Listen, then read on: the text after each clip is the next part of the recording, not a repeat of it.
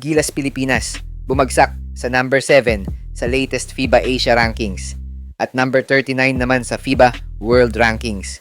Maganda nga ba to? O concerning na para sa Philippine basketball. Tara pag-usapan natin ngayong araw. Pero bago yan, like and subscribe lang mga kabady para sa latest basketball news and highlights. Muli na namang natikman ng Gilas Pilipinas ang pagbaba ng rankings nito sa FIBA matapos nilang malaglag sa number 7 sa Asia at mapunta naman sa number 39 sa FIBA World Rankings. Medyo kakaiba ito mga idol no dahil sa mga nakalipas na taon. Nagawa pa ng Gilas na mapataas ang rankings nito from number 27 last 2014 which is the time na naglalaro pa ang GOAT ng Gilas na sina Alapag, Castro, Tenorio at iba pa. Para sa iba, concerning daw ang nagiging performance ng Gilas lalo na at sunod-sunod ang talo nito sa qualifiers na parang nagiging pababa na daw ang performance natin sa international stage. Pero sa kabilang side ng story, normal lang naman na gumalaw ang rankings ng mga bansang kasama sa FIBA dahil na rin siguro sa pagsusumikap nilang mapalakas ang kanilang hanay. Sa side ng Gilas, remember na 2024 lang nagsimula ang bagong era ng Gilas under coach Tim Cone. Kaya para sa akin ay medyo maaga pa para mag-conclude na pababa ang level ng game ng ating national team. Marami ding Asian countries na nasa likod pa ng Gilas na dati ay naungusan pa tayo sa world rankings gaya na lang ng bansang Korea na nasa number 57 at ang bansang Jordan na nasa number 41 na dapat ay nasa number 30 plus lang matapos ang magandang performance nito sa first round ng FIBA. Maging ang mga top teams from Africa ay malayo pa ang agwat sa Gilas gaya ng Senegal at Nigeria na mga top teams from Africa.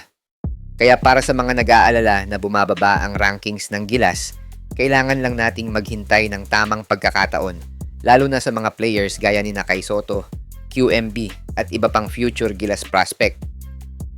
Samantala, usapang Kai Sotto, mukhang namimiss ng FIBA ang presensya ni Kai Sotto matapos nilang mag-post ng article patungkol sa current lowest performance ng Gilas sa mga nakalipas na taon.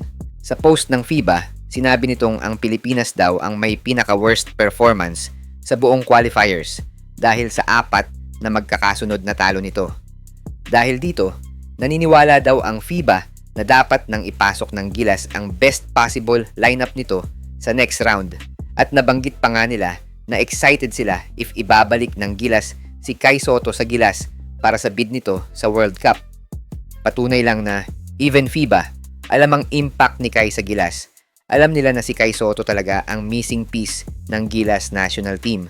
Dahil siguro, sa nakalipas na taon na naglalaro si Kai sa Gilas, nagawa ng Pilipinas na matalo ang top Oceania team na New Zealand na nagpaalala na Gilas is one of the best team sa Asia.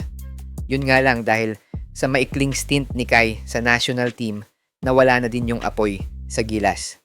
Palagay mo idol, dapat na bang pilitin si Kai na maglaro sa next round? At kung kakayanin namang tapatan ng SBP ang sahod na hinihingi ni Kai, ay dapat na nga bang sumugal ang SBP sa pagkakataong ito? Hi guys! Kung naghahanap ka ng legit Gilas jerseys, marami tayong partner stores ang nagbebenta niyan. All you have to do is i-click lang yung link sa gilid ng mga video at magpa-pop na yung mga stores sa gilid. Get yours now guys at huwag kalimutan mag-subscribe kay Overdrive Highlights.